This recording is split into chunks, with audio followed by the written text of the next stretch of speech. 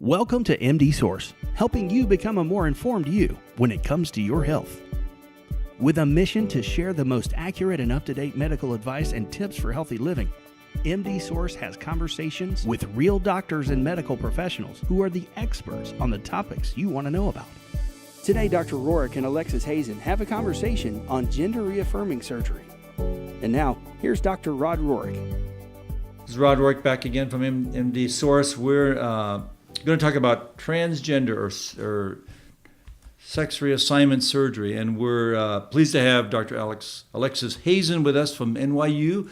She's a board-certified plastic surgeon that has expertise in this area.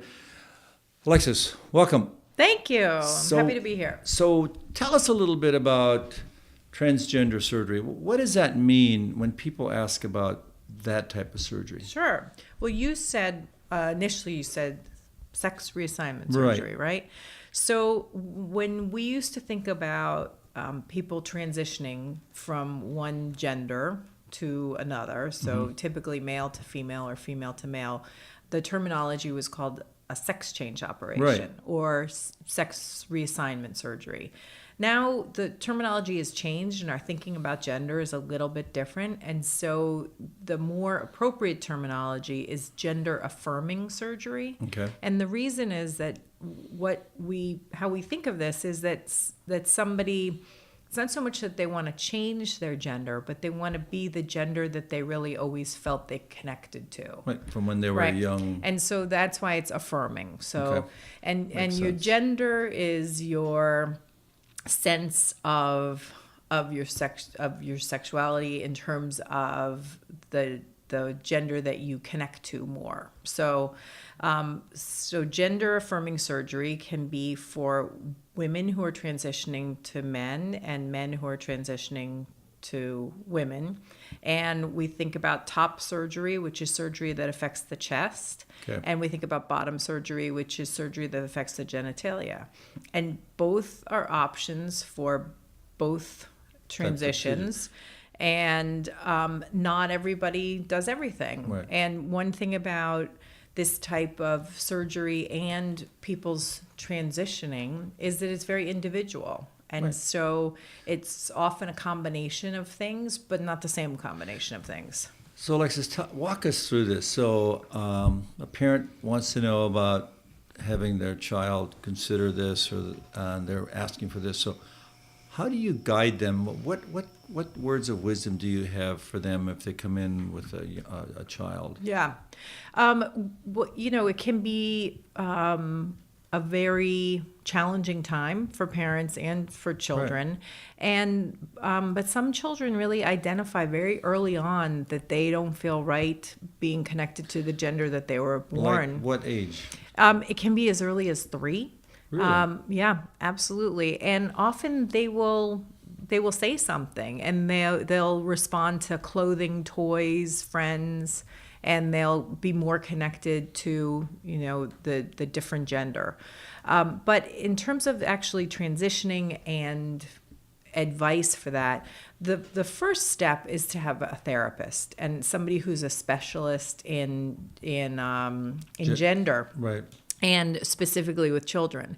There are a lot of good resources online, and one is WPATH, which is the guidelines for transgender health, and another is GLAD, which is an organization that also assists with resources.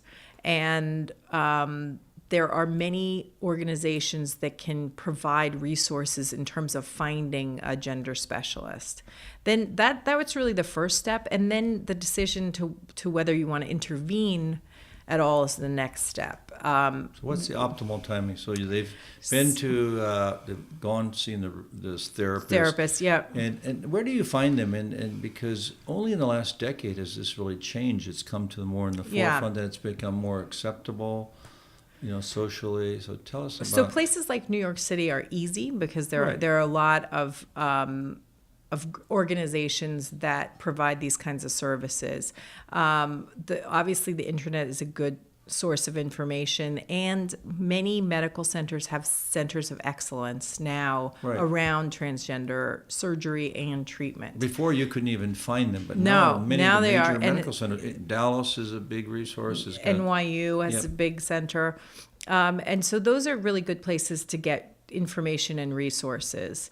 And then basically to consider transitioning, someone needs to have the diagnosis of gender dysphoria, which basically means that the gender that they were assigned at birth does not connect to how they feel. And this comes from that therapist that And they've this been comes seeing. from that therapist, exactly. And this is a psychiatrist or a social worker? Could be either. It doesn't have to be a psychiatrist. It could be a counselor. That specializes in gender affirming. Exactly. Okay. And then the next step is to decide if the child wants an hormonal treatment. But one of the nice options around puberty is and that would really be, if you can identify that this is an issue, that's really the ideal Because there's so time much to start. hormones.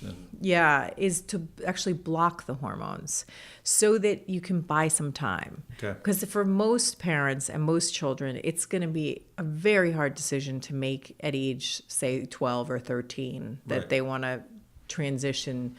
But if you block hormones, which can be done under the supervision of an endocrinologist, it gives you a little more time to figure this out, and then the child can go on hormones of the opposite sex. So let's just take an example. So there's a boy that wants to transition to affirming that they're a girl. So Yep. at what age roughly would you consider this? This is a team approach. So you have the therapist, the endocrinologist, yourself. Right. So if it seems to be consistent and hasn't changed, and there's been no sort of back and forth over this, you would consider doing something after about a year.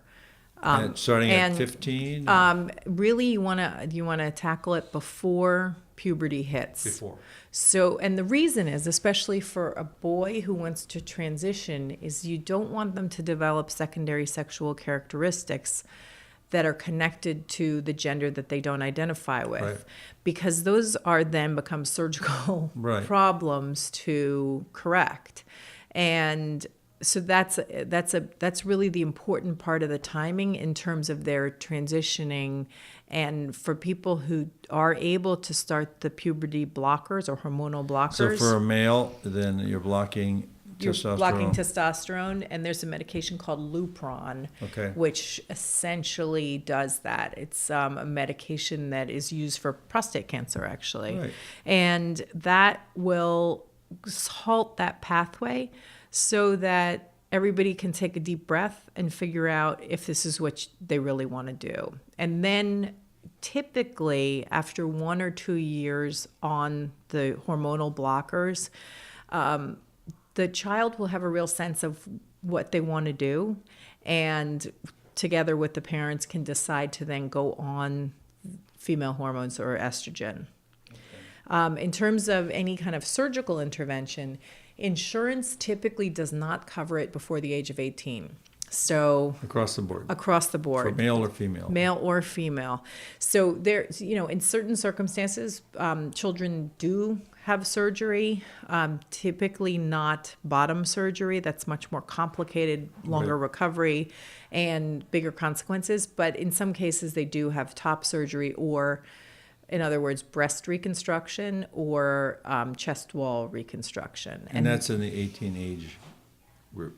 Yes, in the 18 age group. Okay. And the requirements for that are that you be, that you have the diagnosis of gender dysphoria, and for insurance purposes that you're over 18, but some practitioners will accept patients who are younger than that. You do not have to be on hormonal therapy to undergo that surgery. And there are some medical reasons why some patients never undergo hormonal therapy. What would they be? For example, certain types of cancers. At the proper age, and when is the proper time to do surgery? So basically you want to have a patient who's mature and can understand the consequences. And for some people that's 18, but for other people it may be 20. And for other people, right, just like any other Right. surgery. So that is important. But then you do for breast augmentation, you want to have the patient on female hormones for about a year, and that will enable the breast tissue to actually grow Right. and the skin to soften so that you can put in an implant without needing to put in tissue expanders. So it's similar to breast reconstruction. If the skin envelope is super tight, you can't put an implant in. You have to expand it. You have to expand it. And that's a whole process and a little bit painful. And that can be avoided by using the hormones. And also, in most instances, patients do want to be taking the hormones because it will make them look more feminine. Right. It'll soften the reduce skin, their facial reduce their hair. It changes the features even. And so the majority of patients, if they can take female hormones, want to be doing that. So for at least a year. So they've done the Typically for a year. blockers and then they transition to female To the hormone. hormones, Okay. yeah. Do they stop the blockers? Yeah, and then they stop the blockers to enable the hormones to. So that's done at that age. And what about the facial surgery? You know, I certainly see a lot of those patients. So Yeah, when absolutely. when does that? Well, typically you want to wait till the facial structures have completed their growth. So in most patients, that would be around 18 Right. or 19. And then the really great thing about doing the hormonal blocking is then often those surgeries are not necessary. If you think about the patients that you've seen and operated on, they're patients who decided to transition much later in life, and then they have much more masculine features, including their their craniofacial skeleton or And their thyroid. their thyroid cartilage, Right. their jawbone. And then even things like hand size, which can't really be changed. Certainly, their topical treatments can make things more feminine, and even hair. Right. A lot of these patients will want to have hair removal, but if you start the hormones early, so if it's a problem that can be identified and dealt with and managed, then the surgical outcomes are much better, and the patient doesn't have to go through this period of time where they're very confused in their own Right. body. Yeah, and I've seen those that have started late, for rhinoplasty. Yeah. And to feminize their nose, and also sometimes even doing otoplasties, and if they've been late, I sometimes use Botox to make their masseters smaller to Yeah. feminize them. And Those are really good treatments because anything that can reduce the bulk. muscle bulk, Right. Or the bony skeleton, and you want to be doing as least invasive as possible. But those are the real benefits of the hormonal blocking and starting the hormones earlier, because then there's a whole slew of characteristics that won't develop. Right, that's good to know. So, all right, so let's go to the female. Yeah. So the female that wants to affirm as a male. So, what is the process, and how is that different? So it's a little different because you don't need to block the hormones in the same manner, because the secondary sexual characteristics are more quote unquote reversible. Right. And so when a patient has the diagnosis of gender dysphoria and has reached puberty, you could start testosterone treatment. And testosterone is male hormone. Right. It is either injected or it can be used topically as a gel. And the process of taking that hormone will make the more female characteristics appear much more male. Well, even some patients, shoe size increases, hand size. This is in puberty, so the beginning in testosterone. puberty, yeah. Okay. It is not that common to have teens transitioning, but I think as time goes on and as we identify this as an issue, it's going to be more and more common, and I think that's going to be a positive aspect. So what are the surgical procedures? So they've been on testosterone for So there's actually no requirement for length of time for top surgery, Oh, really? meaning for Right. which is essentially a mastectomy Okay. and male chest wall reconstruction.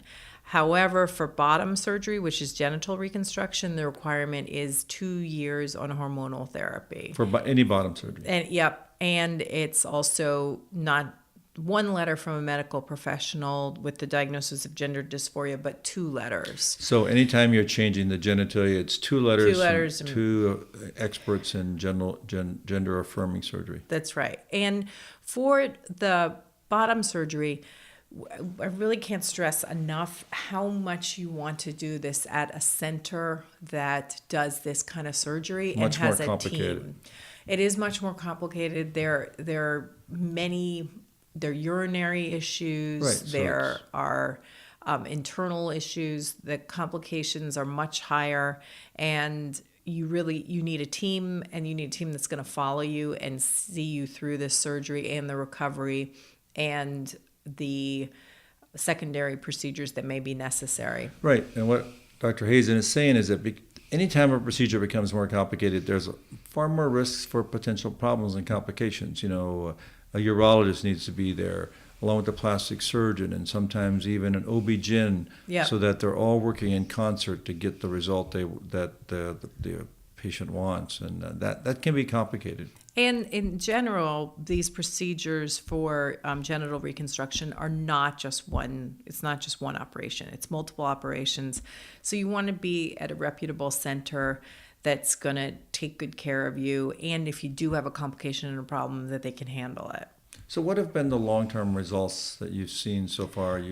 So vaginoplasty, which is basically for men who are transitioning to women, is extremely successful. The patients do very well in terms of complication rate, and they also are very satisfied with that operation. There's a certain level of maintenance afterwards that What is needs that? to be, that basically patients have to dilate their vaginas like daily, forever. And so that some people can't do that. And if your living situation is, Such that you not, can't. you don't have privacy, you live with a bunch of people, you don't have a bathroom, there are some sort of technical aspects of that that you can't do. but in general, people are very satisfied with that operation. Penile reconstruction is, patients who undergo it generally report satisfaction, but the complication rate is much higher, and the options, nothing's perfect right now. So there are flap options, and then there are lengthening options of what's Right. sort of naturally there. And both have shortcomings. Right, because you're taking what's a free flap, where you're taking a flap from the arm sometimes and wrapping it around, sometimes an implant. Yep. Right? And so that is, patients do report high levels of satisfaction, but you have to know that the vast majority of patients do not undergo those surgeries. So Really? the majority of patients who transition choose not to have penile reconstruction. And the reasons that they state that they don't want to have it are mostly related to the complication rate and the lack of overall perfection of the operation. This is not to say that these are not good operations. They are, and it's not to say that people who undergo them aren't very satisfied, because they are, but it's a much more complicated procedure than a vaginoplasty. So would you say, top surgery is quite common, but Very common. but Most common operation for women who are transitioning to men. So top surgery is very common, very safe, very commonly done. Yep. Bottom surgery, much less so. The vaginoplasty is probably perhaps more successful, higher satisfaction rate than the penile reconstruction and the affirming surgery to males. And so in closing, what advice do you have for parents and also for people that want to undergo this gender affirming surgery, that would guide them to the right people and be safe? I think that patients need to feel that there are resources out there. There are, and they need to connect to other people who identify this way. That's really important. And then for parents, I think PFLAG is a great organization. What is that? It's an organization that provides information for both transitioning PFLAG. patients. That's on.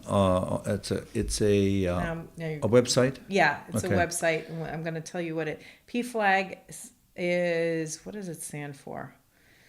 Saving lives, strengthening families, changing hearts and minds since 1972, and it's really for families. So incredible resources. Great resources, and I think you've got to connect to other people who are going through this, both Right. the parents and the kids, and Because this can be very traumatic, I think, and tough on families. I've seen some of these patients some of them have supportive families, and other times they're not, and they're alone. So you that's a have to problem. find your support, and I Right. think for parents, and families, what they need to know is the most important factor in terms of a person being happy is having support. Like Right. that is Right. crucial to Right. a person's ability to transition and become a whole, complete person. Right. And I think finding resources, finding support, and then just identifying safe, good surgeons. is the Right. most So important thing. working with a team in a center that does this a lot to Yeah. give you the best results. Well, that's all great advice, Dr. Hazen, and thank you very much. This has been very informative. I've learned a lot on gender affirming surgery, and I think you will too. This is Rod Rourke from MD Source, your trusted source for getting you to become a more informed you. Thank you. Thank you. From the team at MD Source, here's to good health and to helping you become a more informed you. For the latest and most up-to-date information on health topics, visit mdsource.com.